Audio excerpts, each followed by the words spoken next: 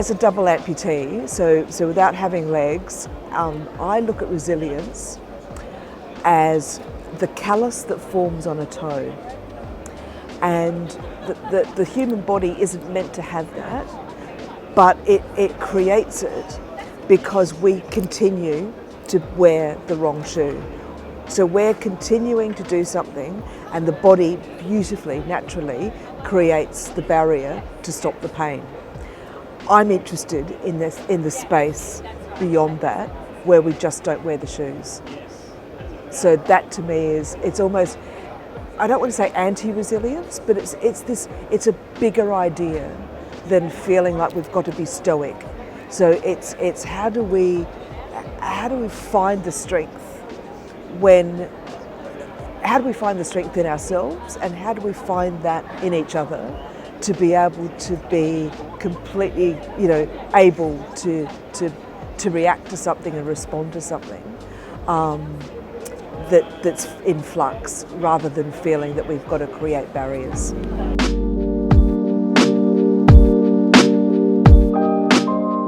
So one of the main projects that the AFAC Climate Change Group has been working on over the last couple of years is a transformative scenarios for emergency service operations in a climate challenged future.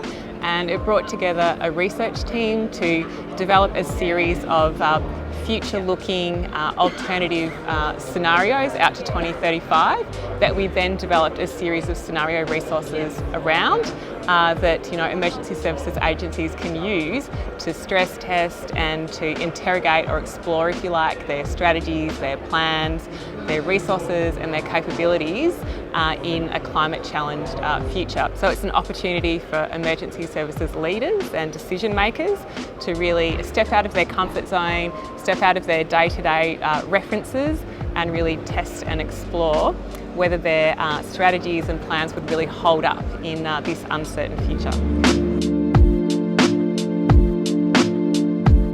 There's an uplift in capability, so better modelling of hazards, better integration better production of data and so on. But the integration piece is really important. So there's a lot of information out there, but it's not necessarily linked together, it's not necessarily networked, or it's not necessarily, kind of able to be layered on top of each other. So, the integration of data, intelligence, people, systems is a really key part, and it's actually a pretty challenging one, but it's one that we have to get right.